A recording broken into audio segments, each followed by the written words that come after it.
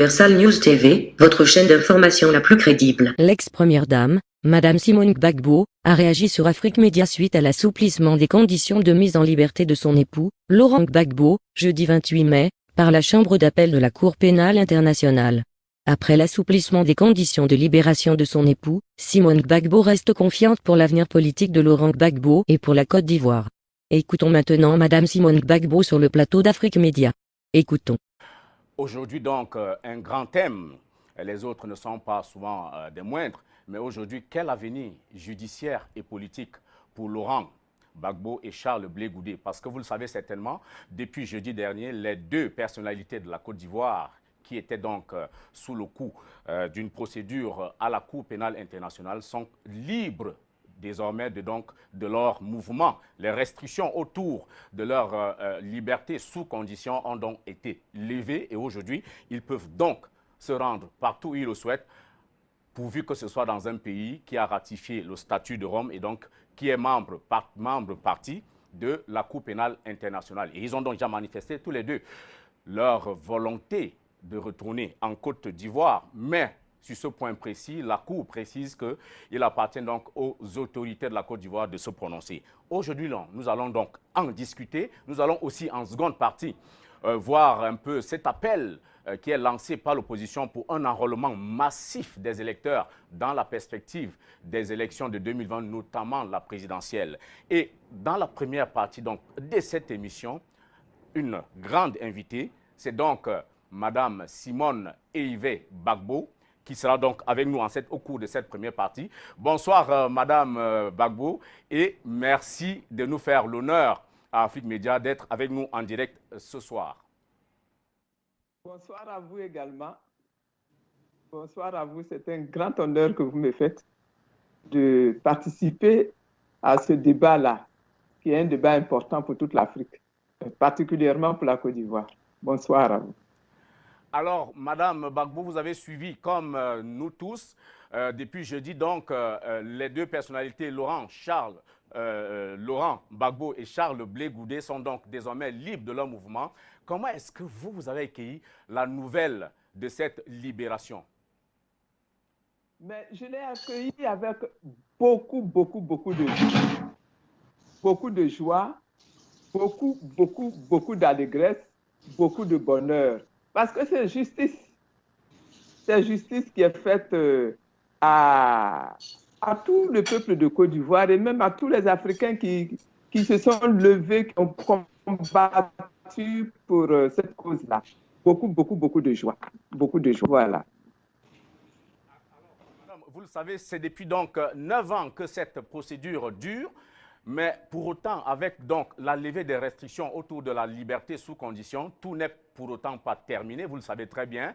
En juin, c'est-à-dire le mois prochain, il y aura donc une audience capitale et peut-être décisive qui pourrait donc permettre ou pas à la procureure qui a donc interjeté appel de l'acquittement, qui pourrait donc continuer ce procès. Est-ce que vous en êtes consciente et puis est-ce que vous êtes préparé à une éventualité où la procédure devrait se poursuivre à La Haye? Moi, je suis consciente de tout cela, mais je reste confiante. Je reste confiante parce que, bon, il s'agit d'un procès qui dure depuis plusieurs années et aujourd'hui, ce procès-là, selon moi, doit être arrêté. Ce procès doit être arrêté. Tout a été dit. Le procès, les juges ont examiné tout ce qui a été donné comme argument, comme preuve, comme témoignage. Tout a été dit. Mais aujourd'hui, vraiment, il n'y a plus grand-chose à dire. Donc, ce procès-là, selon moi, il doit être arrêté. Et puis qu'on passe à autre chose. Qu'on passe à quelque chose de plus important. Voilà.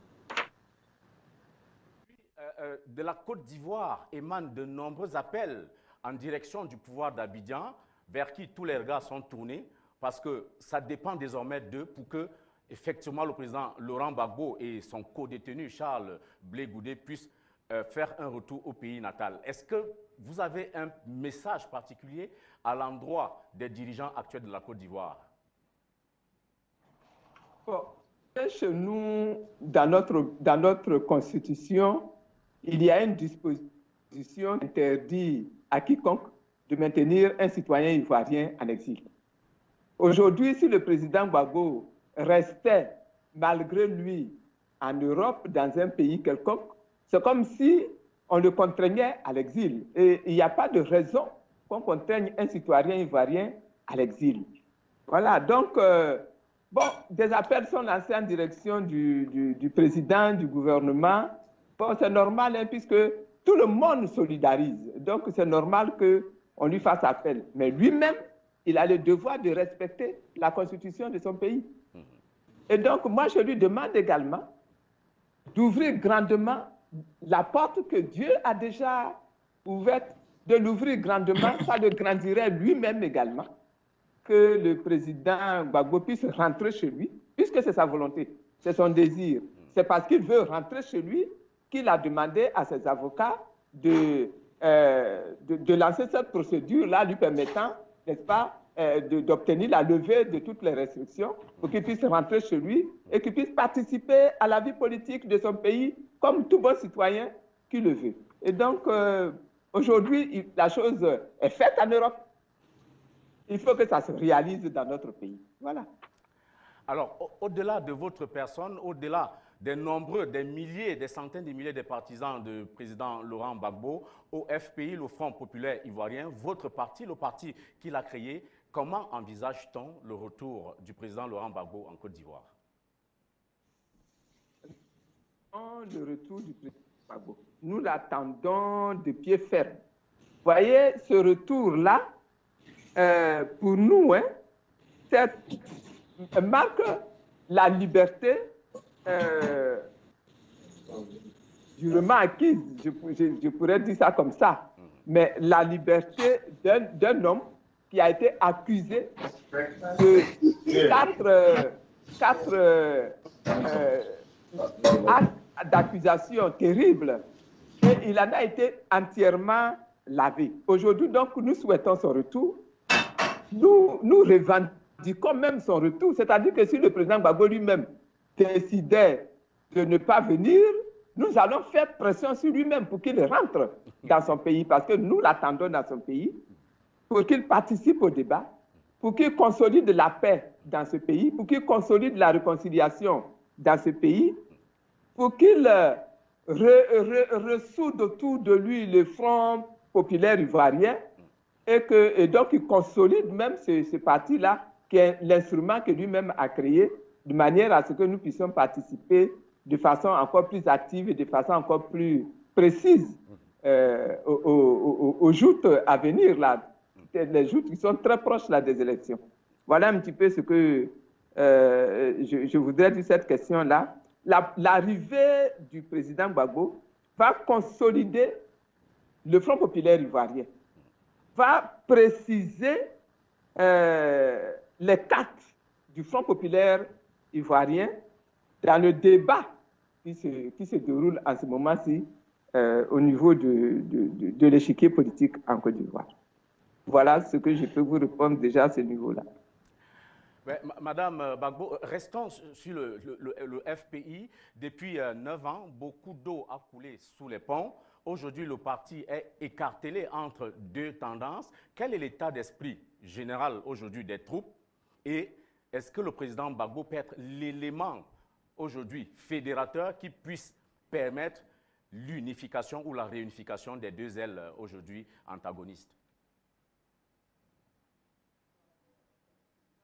Un élément unificateur, forcément, puisque si vous avez bien suivi tout le débat qu'il y a eu, chaque parti a recouru au président Gbagbo pour demander son arbitrage, pour demander son intervention. Donc je me dis que toutes les parties, n'est-ce pas, vont se ressouder et que lui va aider à réaliser cette réunification-là. Ça se fera, de mon point de vue, beaucoup plus facilement quand il sera présent que s'il reste à l'étranger là-bas. Mais je n'ai vraiment pas d'inquiétude. Hein.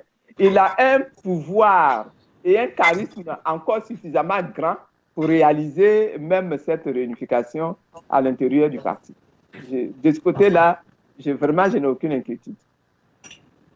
Vous n'avez aucune inquiétude. Au lendemain de cette libération, le co-détenu de Laurent Gbagbo, le ministre Charles Blé Goudé, a annoncé qu'il n'était pas candidat à la prochaine élection présidentielle et qu'il se réserve parce que le président Gbagbo ne s'est pas encore prononcé et que si le président Gbagbo se prononçait, il le soutiendrait. Est-ce qu'aujourd'hui, vous estimez que cette fidélité et cette loyauté de Charles Blé Goudé envers le président Laurent Gbagbo, beaucoup au sein du FPI en ont manqué au moment où il le fallait vraiment?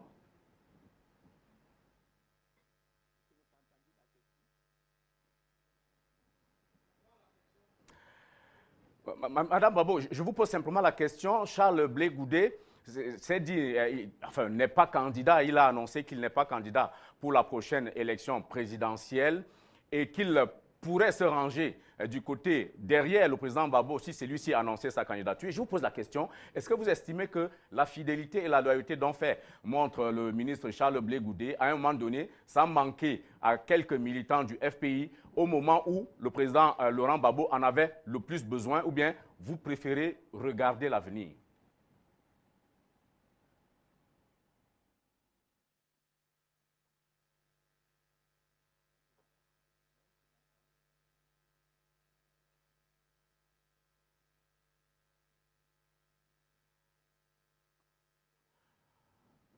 Je pense que quelques petites difficultés, Madame Gbagbo a du mal à nous entendre. Madame, je vous repose la question. Lors de leur libération, le ministre Charles Blé Goudé a annoncé qu'il n'était pas candidat pour la prochaine élection présidentielle, qui a donc lieu normalement en août de cette année. Est-ce que vous estimez qu'il a fait suffisamment preuve de loyauté et de fidélité envers le président Gbagbo, ce que d'aucuns dans les rangs du FBI n'ont pas pu avoir au moment où le président Gbagbo en avait besoin? Ou bien vous vous dites, tout ça c'est du passé, vous préférez regarder l'avenir?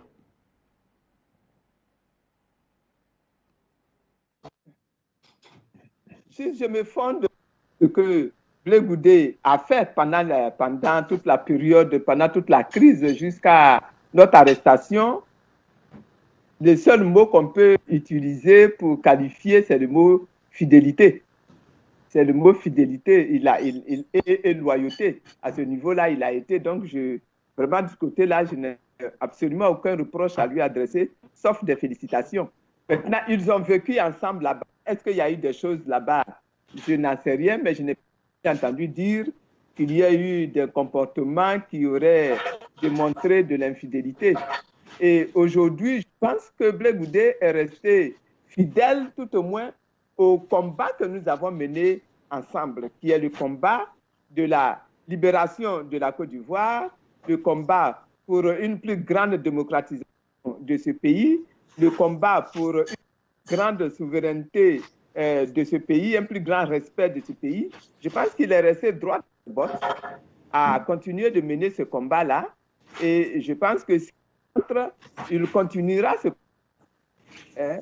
C'est vrai qu'à un moment donné, il a choisi de créer son parti à lui. Mais bon, ça, c'est son droit, c'est son choix. Tant que même ce parti qu'il a créé contribue au combat global que nous menons pour la réalisation totale et le développement total de la Côte d'Ivoire, moi, je ne lui demande rien de plus. Hein.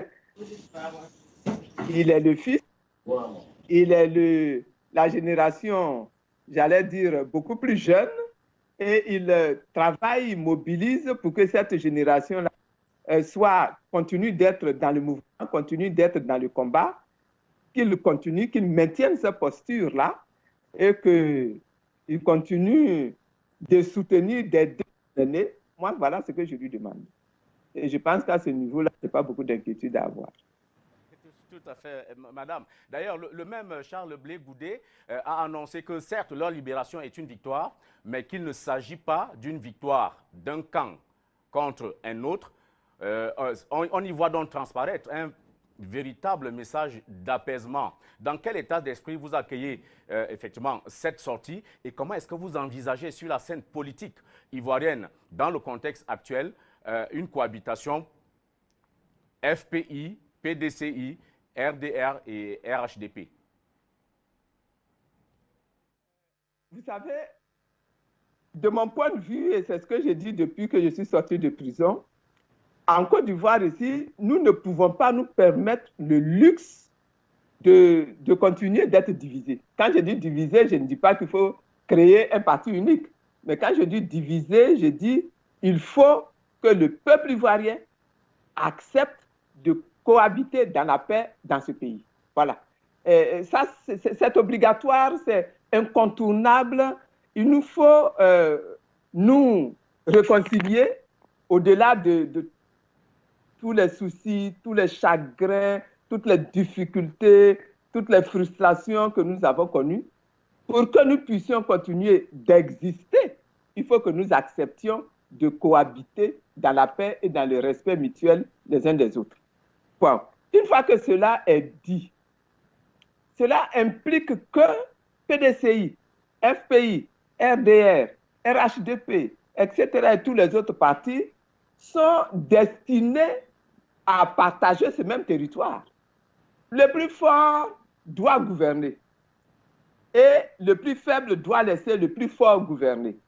Et le plus fort qui doit gouverner, il doit gouverner avec la force de ses idées, avec ses capacités de conviction et non pas avec les armes. Voilà. Voilà. Et il doit gouverner dans le respect des droits des citoyens, dans le respect des droits de la population. Et les autres là, qui sont à l'étranger et qui sont intéressés par notre pays, quand le débat politique de la gouvernance arrive, ils doivent se mettre de côté pour laisser les Ivoiriens eux-mêmes trancher, n'est-ce pas, cette question-là, prendre leurs décisions, décider qui les gouverne et décider comment les gouverne. C'est le problème spécifique des Ivoiriens eux-mêmes. C'est tout. Donc, je dis que tous les partis que nous avons là doivent comprendre qu'il nous faut accepter de cohabiter pacifiquement. Une fois que ça c'est compris, je crois que le pays peut repartir dans la joie, dans la paix. Et puis bon, mais c'est le plus fort qui gagnera, qui l'emportera, qui commandera, qui gouvernera, c'est tout. Gbagbo, c'est tout le mal qu'on vous souhaite. Mais jusqu'ici, le FPI et le PDCI étaient sur une entente, sur une coalition, sur une plateforme éventuelle d'entente.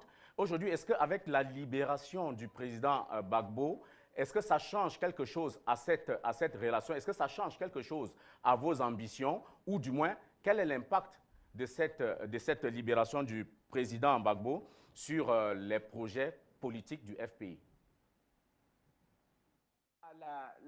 L'alliance qui a été passée entre le PDCI et le FPI avait pour fondement principal le combat pour des élections propres, pour des élections transparentes, pour des élections équitables. Bon, que le président Gbagbo soit là ou qu'il ne soit pas là, ce combat-là, il est maintenu.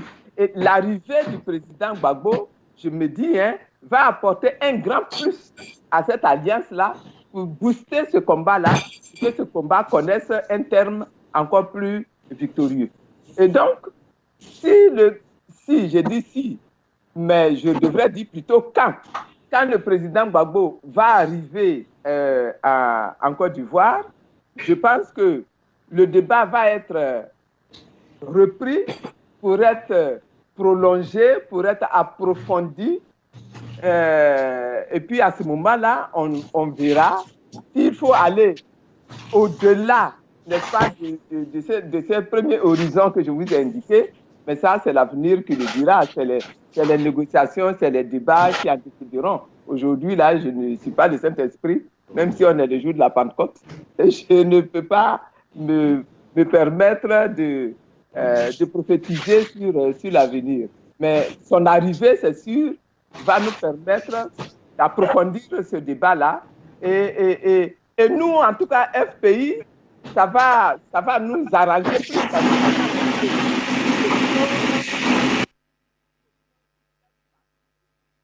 En direct donc avec Madame Simone Hervé Gbagbo depuis donc. Les autres là avaient les leaders sur place. Voilà. Donc, nous, on est confortés dans notre position. Peut-être, évidemment, je rappelle à tout le monde, pas à vous, madame, bien entendu, vous êtes, vous êtes au courant, mais je rappelle à nos milliers de téléspectateurs qu'aujourd'hui, c'est effectivement le 75e anniversaire du président Laurent Gbagbo. Si je ne m'abuse, je pense que je ne me suis pas donc trompé. En même temps que nous lui souhaitons donc un joyeux anniversaire, je vous pose une question qui va peut-être bousculer vos certitudes. Aujourd'hui, beaucoup, après cette terrible crise post-électorale, à tort ou à raison, on pensait à un moment donné que le président Gbagbo était un problème. Aujourd'hui, est-ce que pour vous, il est une solution pour la réconciliation de toutes les filles et de tous les fils de Côte d'Ivoire? On considérait que le président Gbagbo était un problème. C'est ceux qui n'ont pas bien compris toutes les données du problème que nous vivions. Voilà. Mais moi, je suis convaincu que le président Gbagbo, avec son retour, est plus une solution qu'un problème. Il a une solution. Il a une solution, il n'est pas un problème. C'est vraiment... Voilà mon point de vue.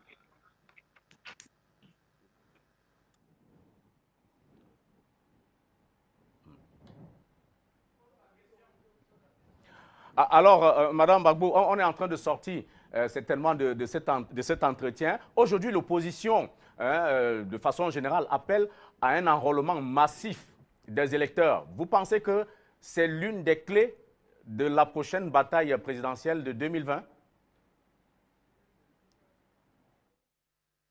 En 2010, le Front populaire ivoirien a demandé à ses militants, ses soutiens, à ses électeurs de boycotter les élections jusqu'à ce que la position, la situation juridique du président Gbagbo soit clarifiée. Et depuis 2018, lorsque nous avons fait le congrès de Mossou, nous avons décidé que désormais le Front populaire va aller aux élections. Et donc, depuis cette date-là, la question s'est posée de comment réorganiser toute cette population électorale pour qu'elle se retrouve sur les listes électorales, qu'elles aient la capacité de venir non seulement s'inscrire, mais également vérifier les listes électorales et puis agir pour peser sur le découpage électoral de façon à ce que nous ayons des élections propres. Aujourd'hui, le champ est ouvert pour l'enrôlement et c'est donc à juste titre que toute l'opposition demande aux Ivoiriens de sortir massivement pour s'enrôler, pour se retrouver sur les listes électorales. Parce que nous considérons que la seule façon juste et bonne de remporter les élections, c'est d'aller voter. C'est la solution des urnes. Donc, il faut qu'ils soient nombreux à sortir voter. Maintenant, c'est vrai qu'il y a un problème qui demeure, qui est le problème de les textes qui régissent ces élections-là, les organes, principalement la CEI, qui doit gérer, n'est-ce pas, toutes les élections. Nous avions demandé que des réformes soient prises. Ces réformes n'ont pas encore été acceptées par le pouvoir, n'est-ce pas? Et donc, ce débat-là demeure. Ce débat demeure que nous ayons des textes réformés, une structure réformée pour que nos élections soient effectivement équitables, soient effectivement justes.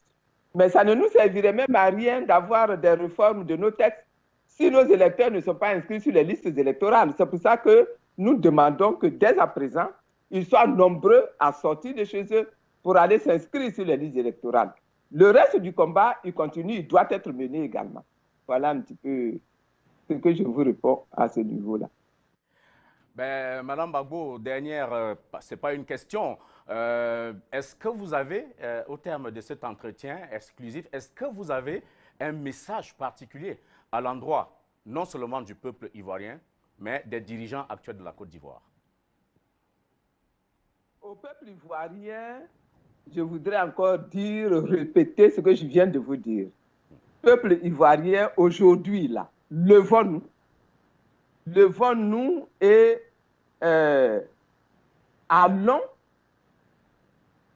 avec toute la confiance en nous, avec toute l'assurance en nous, allons et récupérons notre joie de vivre, notre volonté, n'est-ce pas, citoyenne. Récupérons cela en nous inscrivant massivement sur les listes, en nous donnant le maximum de chances de remporter ces élections-là. Nous pouvons les gagner. Nous pouvons gagner ces élections. Alors, vraiment, avec assurance, avec joie, allons pour récupérer notre carte d'identité, pour récupérer notre carte d'électeur quand ce sera prêt pour aller aux élections. Au pouvoir, j'aimerais dire que aujourd'hui, nous en sommes arrivés à un moment de l'histoire de la Côte d'Ivoire où un régime, un homme avait été vilipendé et l'histoire, les événements lui ont donné raison. Donc, il y a eu la victoire de ce camp-là. Mais aujourd'hui, on n'est plus dans un débat de camp. On est dans un débat où nous devons ensemble œuvrer pour repositionner la Côte d'Ivoire, n'est-ce pas, sur un piédestal politique, juridique, économique, qui nous fasse honneur et qui fasse honneur à l'Afrique. Donc, allons vigoureusement, allons dans la justice, allons dans la paix, à l'édification de cette nation ivoirienne-là. Ouvrons les portes, ouvrez les portes, que le président Gbagbo rentre. Prenez les dispositions qu'il faut pour que les textes soient réformés et que nous puissions aller pour une fois à des élections qui soient complètement des élections apaisées. Dieu bénisse la Côte d'Ivoire. Dieu bénisse le président Gbagbo. Dieu bénisse même ceux qui sont au pouvoir aujourd'hui. Et que Dieu nous donne la paix, que Dieu nous donne la joie, que Dieu nous permette, n'est-ce pas, d'espérer en un avenir meilleur. Cela dépend de nous. Cela dépend de ceux qui sont au pouvoir aujourd'hui, parce que la clé est entre leurs mains. Voilà ce que je voudrais leur adresser comme message. Et que Dieu vous bénisse également, à vous-même aussi, Afrique Média, pour tout le travail que vous avez abattu jusqu'à présent. Que Dieu vous bénisse aussi. Dieu vous bénisse, Madame Simone et Yvette Gbagbo. Merci encore d'avoir accepté d'échanger avec. Vous êtes sur Universal News TV, votre chaîne d'information la plus crédible. On va prendre ce petit extrait qui va nous permettre de planter le décor. Ensuite, on revient sur le plateau. Bonjour à toutes, bonjour à tous. Je me tiens devant vous aujourd'hui pour m'adresser à vous. Comme j'ai toujours essayé de le faire chaque fois que la situation l'a exigé. Ces derniers mois, ensemble, nous traversons des moments de douleur, des moments très difficiles. Mais aujourd'hui, je me tiens là pour vous annoncer une bonne nouvelle. Une nouvelle que vous attendiez tous. Une nouvelle que nous attendions tous. Je sais que vous aviez l'oreille tendue vers la haie, l'esprit tendu vers la haie. Eh bien, aujourd'hui, j'ai le plaisir de vous annoncer que depuis hier, ici à La Haye, la chambre d'appel de la Cour pénale internationale a décidé de lever toutes les mesures de restriction, de déplacement, de voyage contre le président Gbagbo et moi. Chers amis, je voudrais vous dire toute ma joie. Mais en même temps, je voudrais vous traduire toute ma gratitude. Malgré les difficultés, malgré la fatigue, vous avez été là. Vous y avez cru. Par vos prières, par vos soutiens. Que ce soit en Côte d'Ivoire, en Afrique, en Europe, aux États-Unis, partout dans le monde, vous nous avez soutenus. C'est vrai que nous étions encellués, mais vous étiez dans une prison à ciel ouvert. C'est pourquoi, du fond du cœur, je voudrais vous dire merci. Merci. Merci pour tout. Aucun autre mot ne pourra remplacer le mot merci.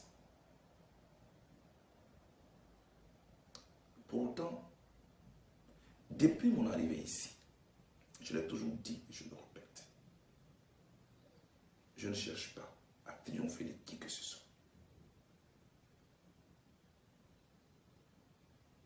Ce qui importe, c'était la justice, la vérité et non la réalité. Ensemble, nous devons savoir que nous avons l'impérieux devoir de rassembler de nouveau les Ivoiriens pour reconstruire notre pays. Parce qu'on ne construit pas dans la division.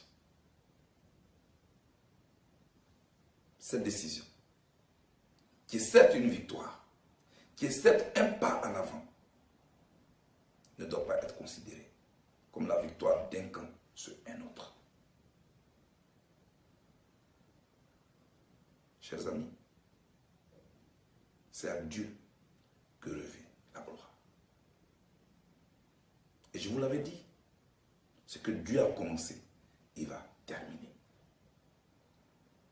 À ce stade de mon propos, je voudrais vous lancer un appel. Continuez. Continuez de prier pour le président Laurent Gbagbo et moi. Le président Laurent Gbagbo et moi, nous avons toujours besoin de vos prières. Nous avons besoin de votre soutien dans l'union, dans la solidarité. Chers amis, aujourd'hui, au-delà de cette information, somme toute importante, je voudrais qu'on parle de notre pays. Car avant tout, c'est de cela qu'il s'agit. La Côte d'Ivoire. Depuis 3 mois, notre monde est bouleversé par la pandémie du coronavirus. Des familles entières en ont été victimes. Au moment même où je m'adresse à vous, d'autres sont à l'hôpital. Nos habitudes ont été purement bouleversées. Je voudrais m'incliner devant la mémoire de ces personnes qui, malheureusement, en sont décédées.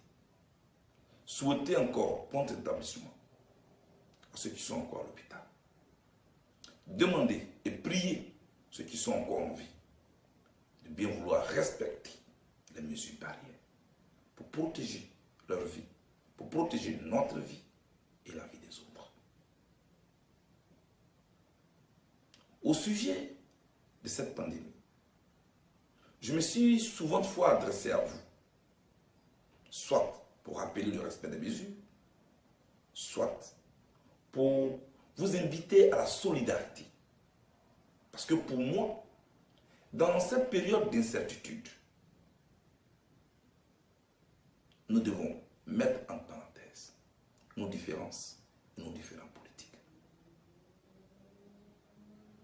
Pour faire preuve d'une solidarité agissante les uns envers les autres. Je vous avais lancé un appel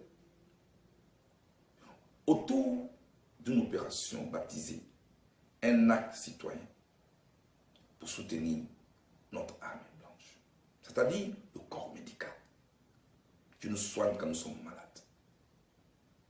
Je me réjouis de votre grande mobilisation. Vous avez fait parler votre cœur. De partout, vous avez fait des dons. Qui en masque, qui en dispositif sanitaire. Merci pour cette grande mobilisation. Et après quelques mois passés à la maison, du fait de cette pandémie, nos enfants, les élèves de Côte d'Ivoire, ont repris le chemin de l'école. Et cette reprise se fait non sans difficulté. Manque de masques, manque de dispositifs sanitaires pour les protéger.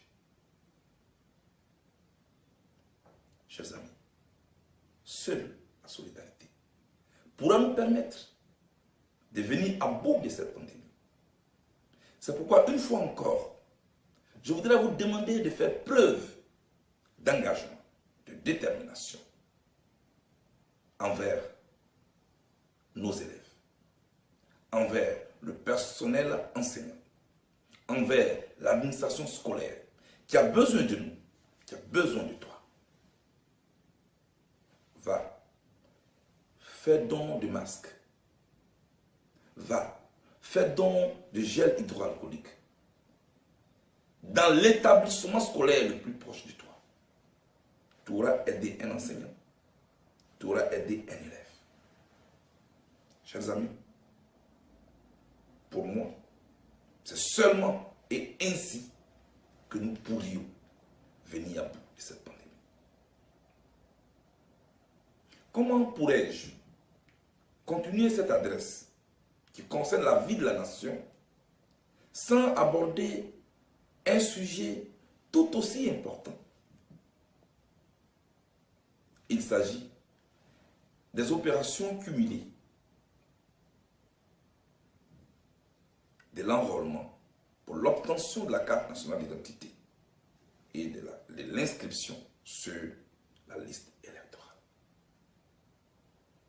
En ce qui concerne la carte nationale d'identité, j'avais espéré que cette opération serait gratuite. Hélas, mes appels n'ont pas été entendus par les autorités compétentes. Pour autant, il faut que chaque Ivoirien ait sa pièce. Aussi, au cours de cette pandémie, j'avais aussi exprimé mon inquiétude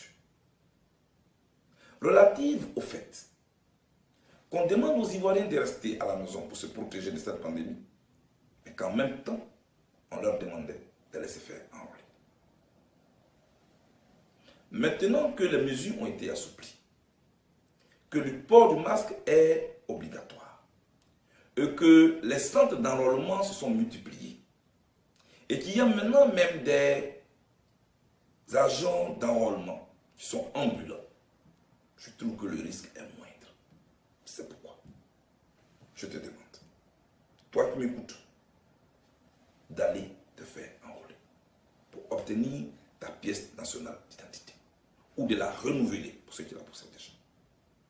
Parce que contrairement à une opinion qui circule et qui est fausse, la carte nationale d'identité n'est pas exclusivement liée au vote. Cette carte, cette pièce importante te sert dans ton quotidien, soit pour louer une maison, soit pour constituer un dossier administratif, soit pour même inscrire ton enfant à l'école, recevoir ou expédier de l'argent. La liste est longue. Même pour identifier ta carte SIM pour que tu puisses téléphoner, tu as besoin de ta carte nationale d'identité. C'est une pièce qui te sert d'abord avant de servir au vote. Parce que les chiffres sont alarmants. Sur 11 millions de pétitionnaires attendus, seulement 400 000 de nos concitoyens se sont fait enrôler pour l'obtention de la carte nationale d'identité. Ensemble, au niveau de la classe politique, au niveau des autorités compétentes, nous devons chercher à identifier les obstacles à une telle moisson maigre pour y apporter des solutions, en vue de permettre à un nombre conséquent des Ivoiriens d'avoir leur carte nationale d'identité. Comment pouvons-nous concevoir des plans de développement si nous ne savons pas combien nous sommes? Voilà l'importance de cette carte. C'est pourquoi je vous encourage à aller vous faire enrôler. En plus de l'opération d'enrôlement pour l'obtention de la carte nationale d'identité, vient maintenant l'enrôlement pour l'inscription sur la liste électorale.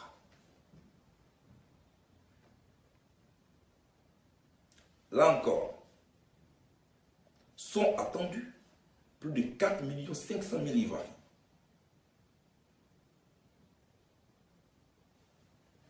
Qui devront s'enrôler en 14 jours. Je crains fort que ce délai ne puisse pas tenir pour enrôler l'ensemble des Ivoiriens éligibles à cette opération.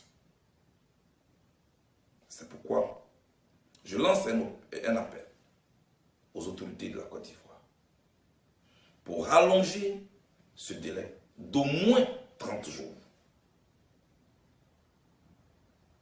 Quant à toi, mon frère, quant à toi, ma soeur, toi qui m'écoutes,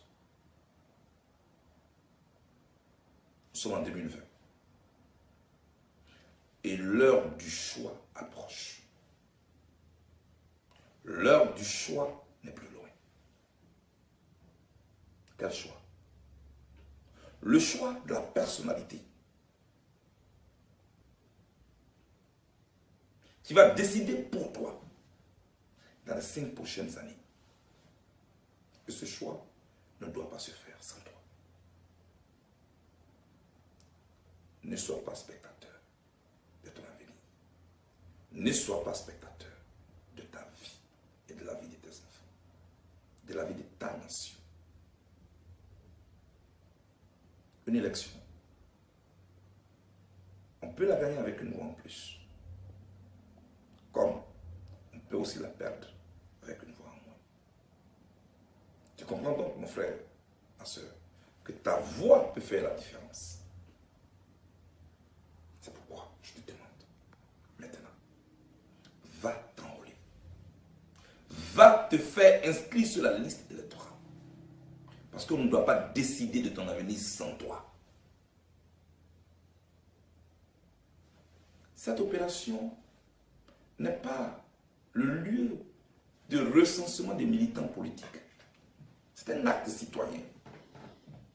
Une fois que tu t'es enrôlé et que tu es convaincu, rassuré que tu es sur la liste électorale,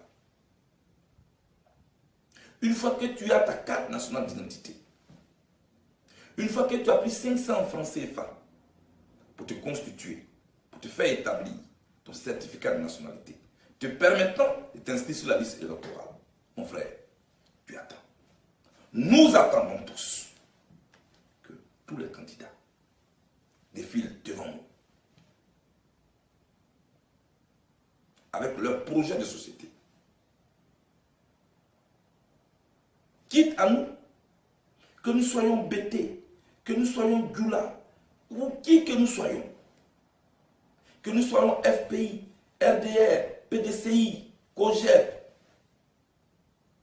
il appartient à chaque Ivoirien, en toute conscience, d'accorder sa voix, qui lui permet de mettre en mission une autorité à qui il a fait confiance à travers son projet de société, pour décider pour lui, pour décider pour la nation.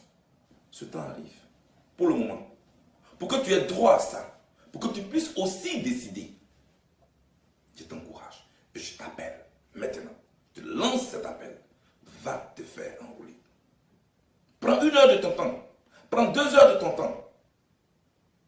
Il est mieux de prendre 2 heures de son temps, 3 heures de son temps, pour aller se faire enrôler, que de perdre sa vie.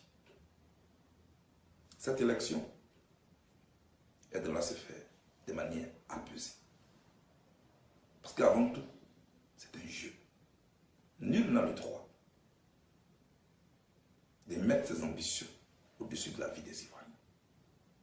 Notre pays, la Côte d'Ivoire, a subi un traumatisme sans précédent.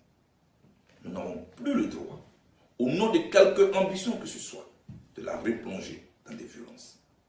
C'est pourquoi, je le rappelle, la responsabilité de chacun et de tous est engagée. Je compte sur vous, je compte sur toi, et j'espère que mon message a été attendu.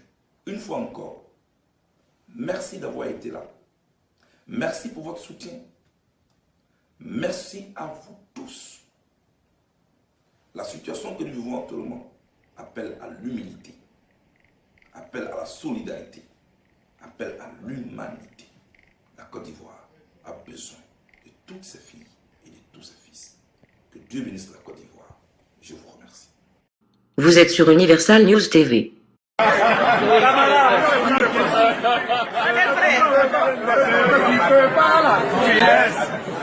Ce qui est pour nous là, voilà là, c'est pas bien, on laisse. Les répondez. C'est magnifique. Ce morceau là, c'est mon morceau de 2020. Je vous le donne, merci beaucoup. Nickel, on commence.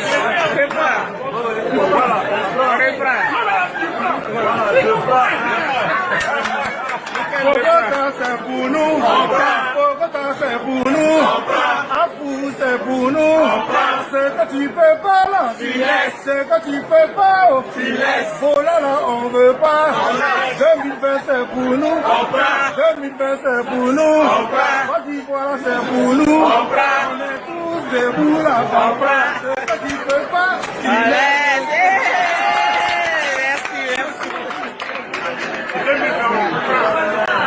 Pour Simone Gbagbo qui a réagi depuis Abidjan, cette énième libération de son époux est un tournant important vers sa libération totale.